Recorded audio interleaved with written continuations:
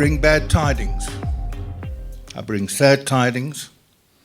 I think that what we've seen now about the church architecture, which should be and has been in the past the study of some important architects and architectural historians,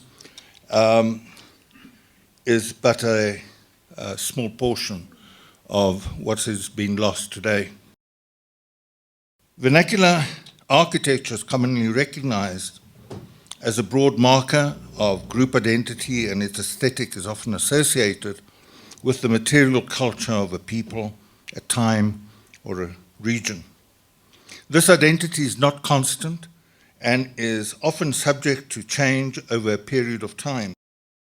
Cruck and box frame houses, for example, today are generally referred to by the English as Elizabethan, a myth, despite the fact that such timber-framed buildings originated with Roman builders 2,000 years ago and were once common throughout Northern Europe. There's three, those of you who are interested, there's three magnificent examples in fairly good a state of preservation in Bologna, of all places. Similarly, the hemispherical grass-covered dwellings found in southern Africa are today referred to as Zulu, despite the fact that until less than a century ago, they were commonly built by most groups living in this region. As a system, vernacular architecture is also subject to its own internal ecology, often involving a complex interplay of social, economic, spiritual, and environmental factors, such as at times can prove extremely variable.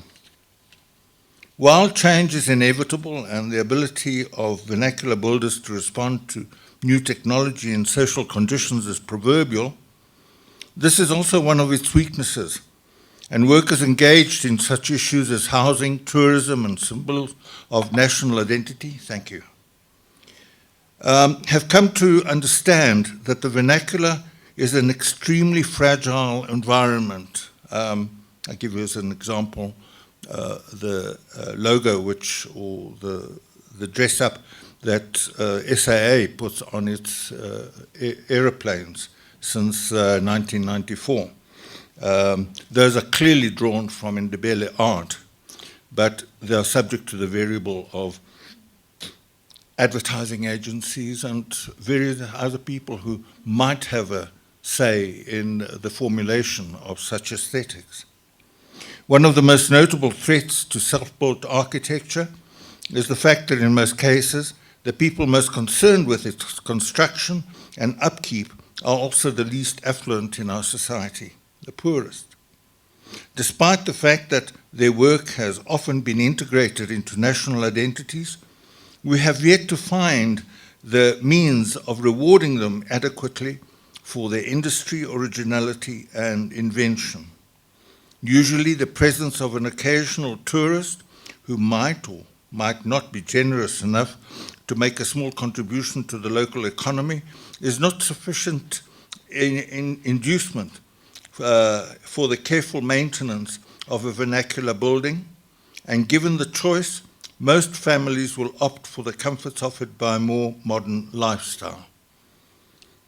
Faced with the loss of a whole sector of the national heritage, governments have been powerless to prevent changes to what the national landscape, and in desperation, most of the cultural workers have opted for a policy of open-air museums, often disastrously so.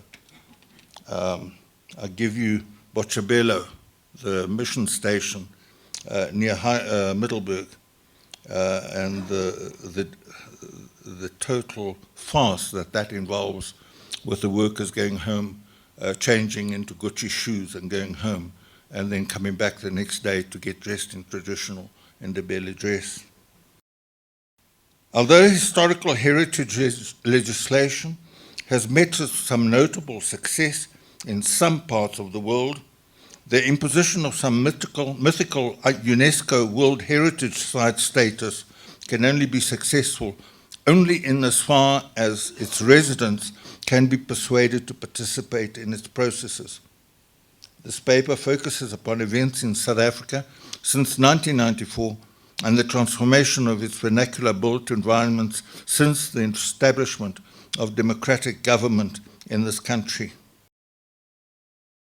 I'm going to try and curtail some of my comments, but the paper is available more fully, those of you who are interested.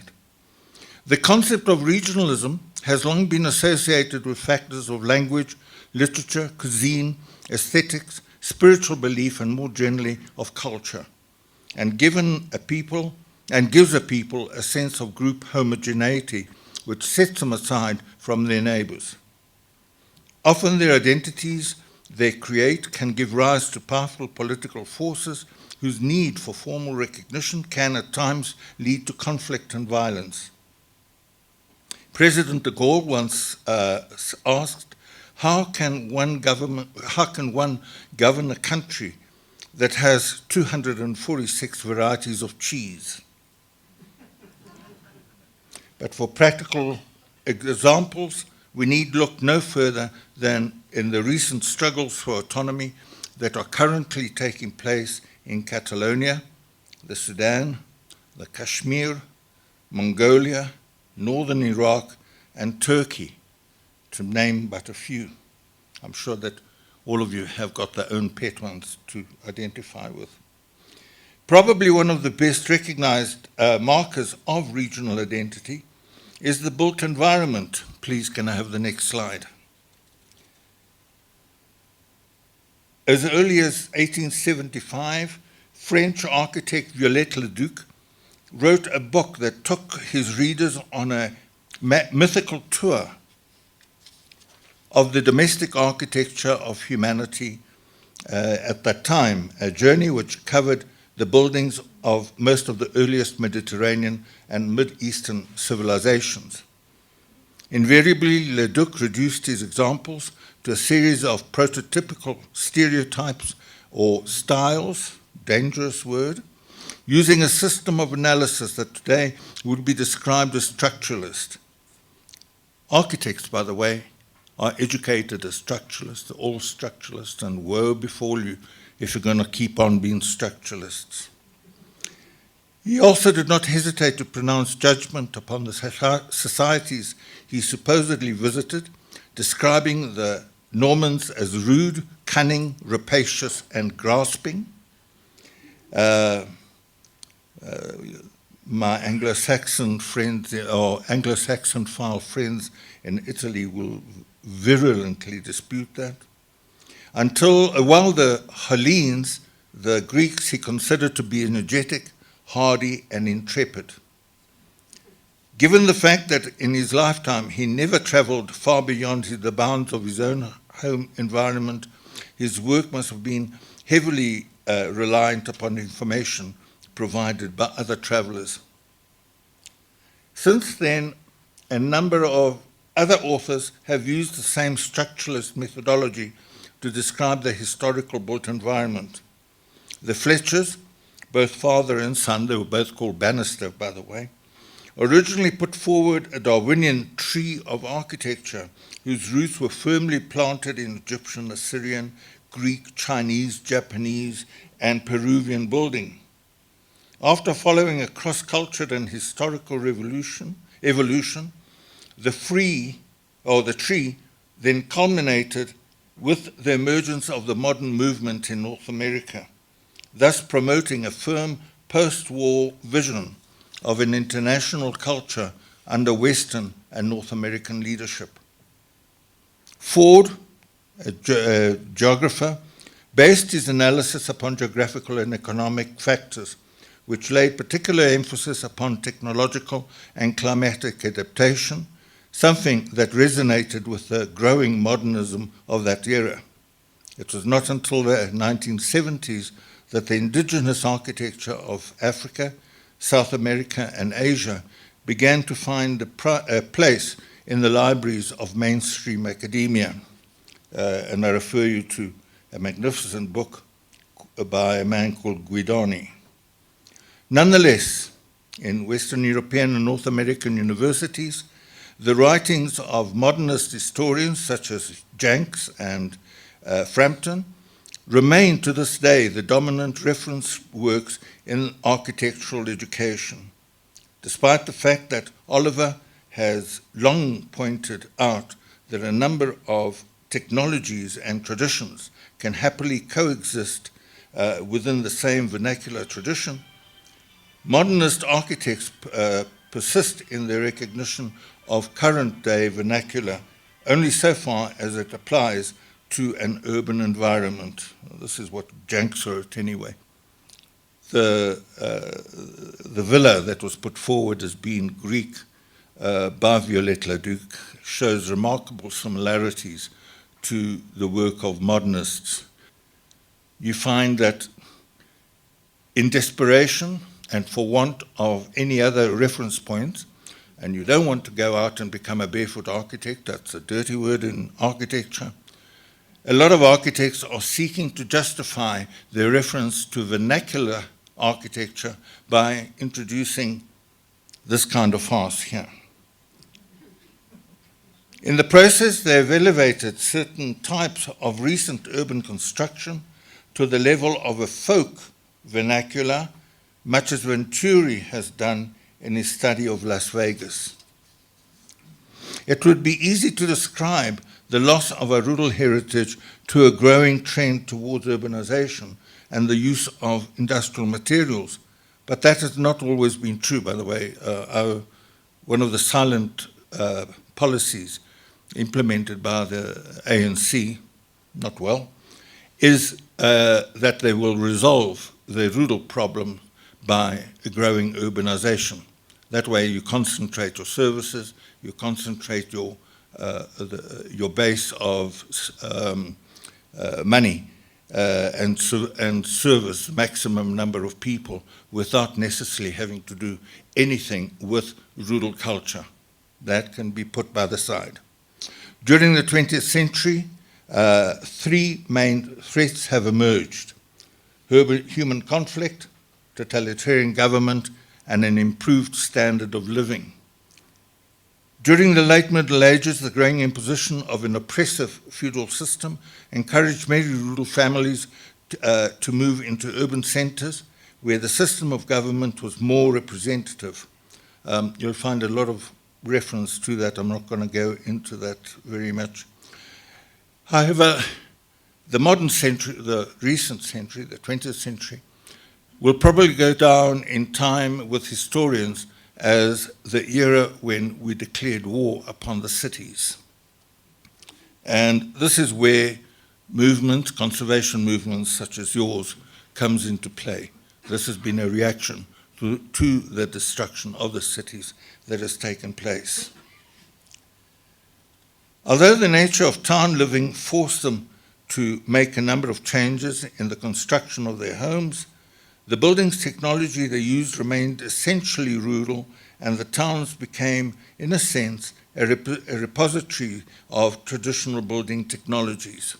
You'll find that there was an overlap between town and country, which united the two into one common culture, and it did not necessarily discriminate or separate the two of them. This is no longer the case.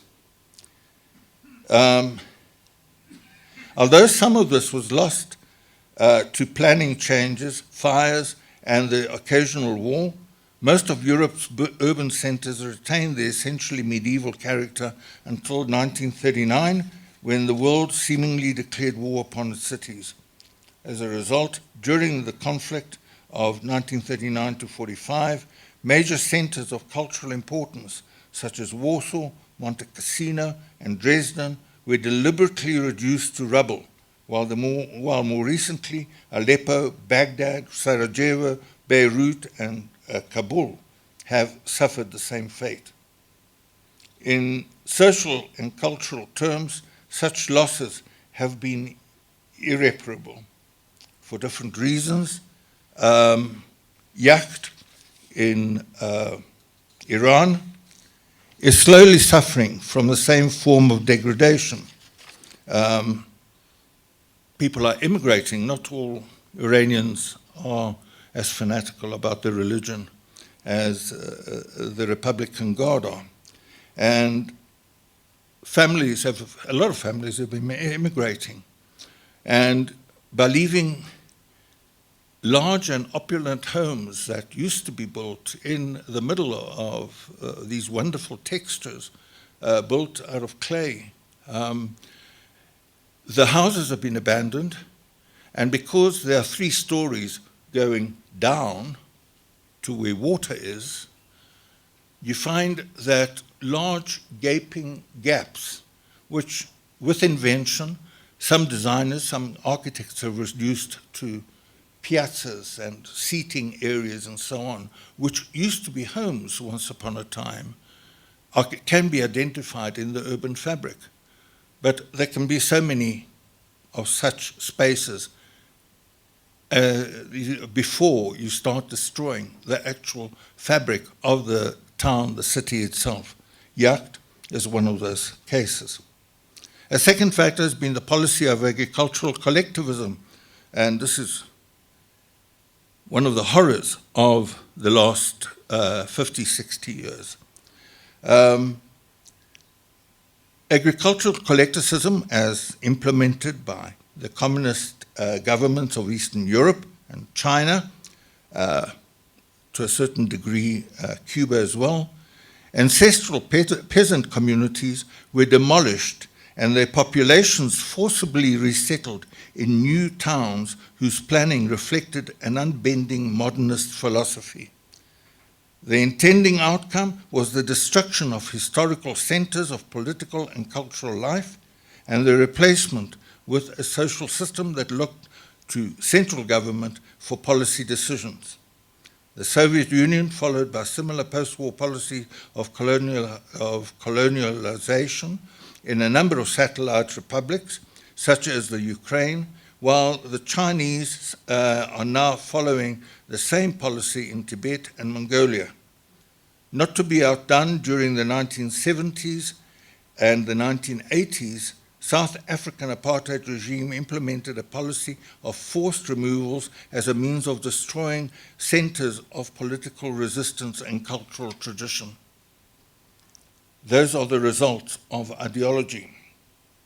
The third and more pernicious threat to regionalism and regional culture does not lie in social engineering and the totalitarian mindset, but rather in a democratic government and the affluence that comes from economic development. Today, the single major threat to the historical heritage of the developing countries lies in the achievement of higher standards of living and the voluntary replacement of an old order with the values, goods, and aesthetics of a new and more affluent society. For the purpose of this paper, this last factor is the greatest concern to architectural historians in Southern Africa. Invariably, workers in the field of historical and cultural conservation have decried these events, but in general have been powerless to stop this destruction, and in desperation have turned to a policy of open-air museums, as mentioned earlier. Thus, while Germany, Vietnam, Romania, and Papua New Guinea, for example, next slide, please. These are some of the examples I was talking about earlier that are being lost at the moment. Earth domes are still being constructed in Iran, and the technology is part of the architectural syllabus of the architectural schools in these places. Thus, in Germany, Vietnam, Romania, and Papua New Guinea still hold the rural architectures to be national symbols and flaunt them in their postage stamps. In their reality, such buildings can only be found in the highly controlled environment of a museum. Obviously, therefore, the concept of vernacular architecture and group identity are deeply connected, and they're also difficult to maintain in a society which is undergoing rapid social change and economic development. It is difficult to ask a family to live under vernacular conditions, housing conditions, at the same, all for the same sake of a few tourists who might be tempted to visit their village. Not only is the situation only tenable under conditions of continued poverty, but it becomes positively burdensome if alternative living conditions offering higher standards of living and are readily available. It is difficult for innovation also to take place. I quote an example of a liberal academic living in Cape Town. And during the apartheid era, the police used to move into squatter camps, demolish them, burn the materials there so that they could not be used, leaving the communities standing there saying, well, what do we do, guys? And he would then arrive in his BMW and run around, walk around, handing out these sturdy plastic rubbish bags, and explain to people that if they stuffed these rubbish bags with newspapers, they would make pretty sleeping bags. Not false. But the people would then be left there with these plastic bags, saying to each other, if it's so good, why doesn't he live in one? And out would come the knife, it would slice the bag open, they'd fetch the scrub and other branches lying around, would make a little hut of some sort, and it would be covered with plastic, only to be destroyed, bulldozed and burned a few days later when the police came back. There, to a large extent, lies the key to the continuation of a vernacular tradition, that often the vernacular tradition is only that it's going to remain valuable to people who are living in poverty. And the very fact that we're now fighting poverty and we're trying to get rid of poverty is one of the factors that makes sure that you do not have vernacular traditions being sustained. Another case study that I'd like to quote for you in South Africa is that of Joe Slovo, a man who came from Latvia, from a communist tradition, where because of the politics of the Soviet Unions of the 1930s and 1940s, they deliberately set out to destroy vernacular traditions because part of the Soviet policy was to destroy differences in regionality. And part of that destruction was the destruction of the symbols. Now, the Department of Art and Culture in this country went out of its way to focus upon the nature of our different architectures. And we've got about 9, 10, 11 of them. We had 9, 10, 11 of them.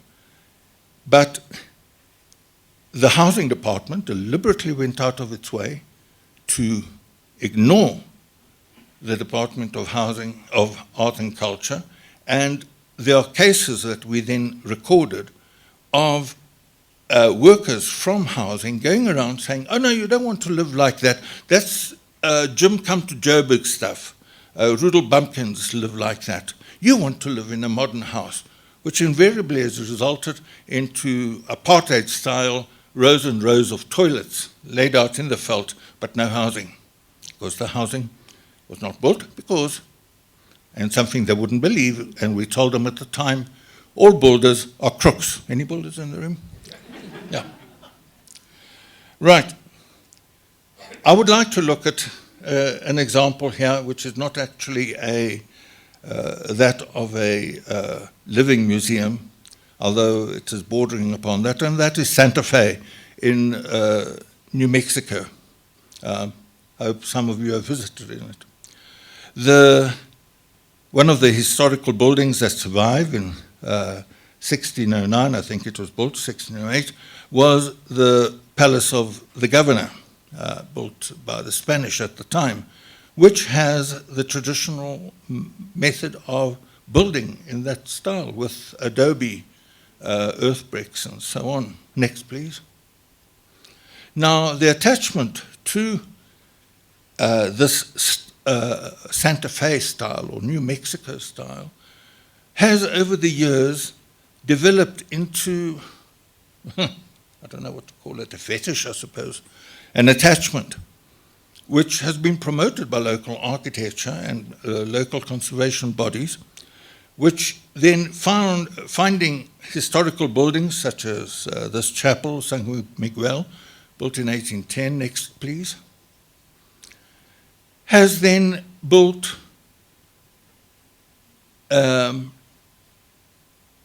villages which are in the style of Santa Fe. The airport, built in 1941, built in that style. And although the villages, the Pueblo villages that are in the vicinity, in fact surrounding areas of Santa Fe and other territories, near New Mexico, for example, they're popularly visited by tourists who are charged enormous prices for tiny little pots like that in order to sustain local craftsmanship. Nonetheless, these are the images that they take away with them. You see the poverty that is still there and which has not been rectified by this. I was in Santa Fe the one time just before Christmas. It was snowing. I was waiting for my bus to go back to Albuquerque, and there were a bunch of builders with tiny little mallets hacking away at the corners of a cast concrete slab, which was going to be a new garage. And that slab was going to be the adobe style construction of this garage. And I went to them and I said, "What are you guys doing?" I said, "No, we're making adobe architecture." And I said, "Yeah, but they said concrete, man." And I said, "No, I know, we know that, but this is the way that the building bylaws are.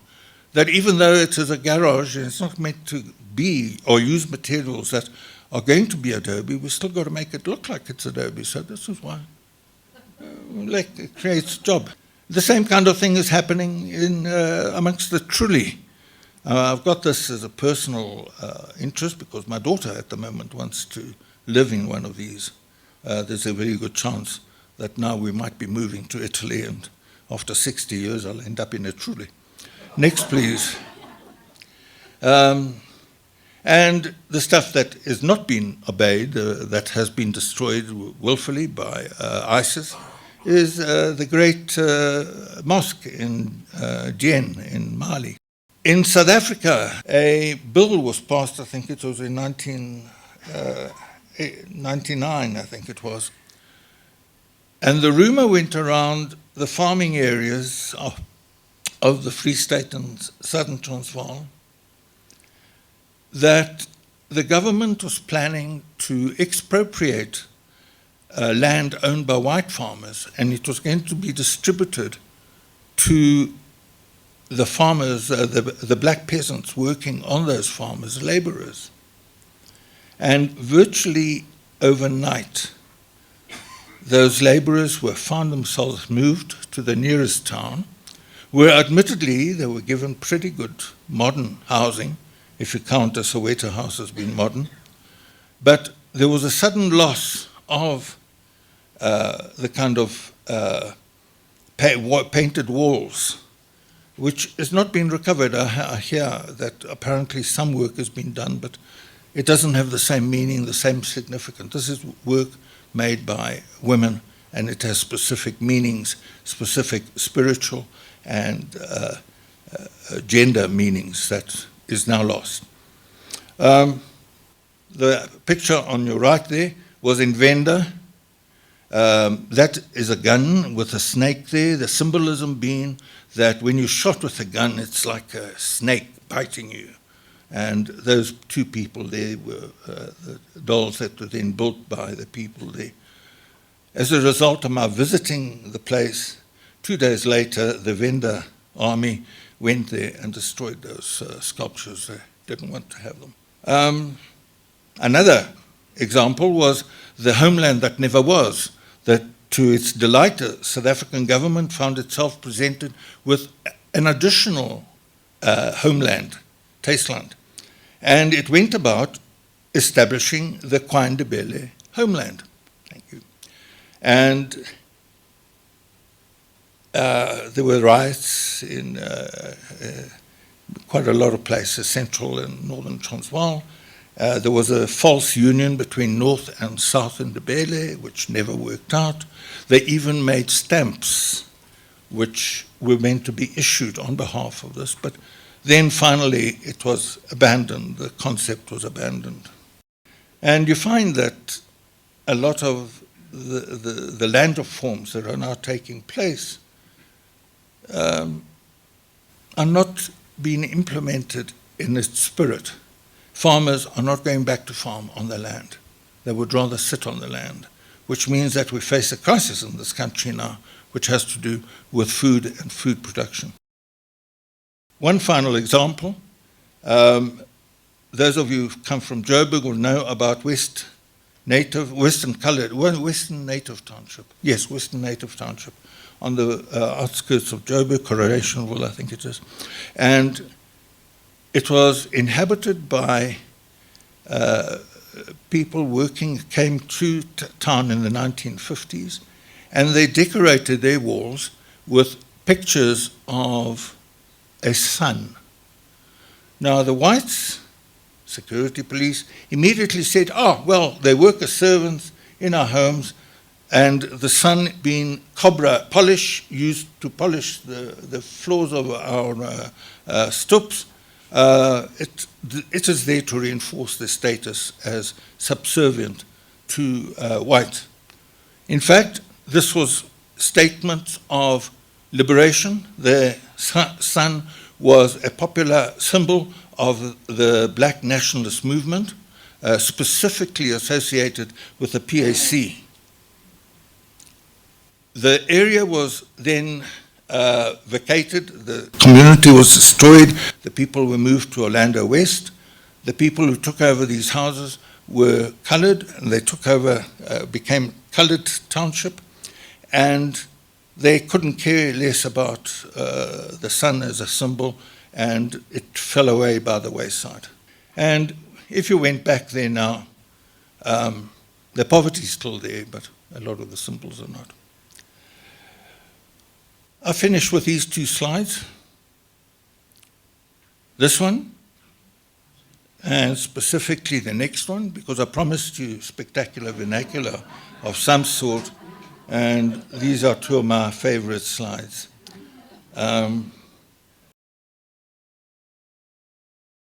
I do not stand here gladly. I do not ring these verses for you. The reception in Iran was one of terror. They said, you mean this is all going to be gone? I said, I think so. Let's look at what is surviving. And we then went to the University of Yazd, where they do teach architecture of a great sort. And we looked at books such as Shelter, such as Guidoni, such as, I can't remember all the titles now. They are in the bibliography here, those of you who are interested. And going through the pictures of that stuff, it was all gone or in the process of going and disappearing. What to do about it, I don't know. I like to think that we're reinventing vernaculars all the time, and that somewhere along the line we're going to be getting a new vernacular, in which case my job is done. I'm over. I'm 78 now. I don't have to do anything other than write books and record the fact that this had happened. But I do think that the role of your societies, such as this one, is vital, because there are going to be new vernaculars, there are going to be new records of human endeavor, and it is up to us to record them. Thank you.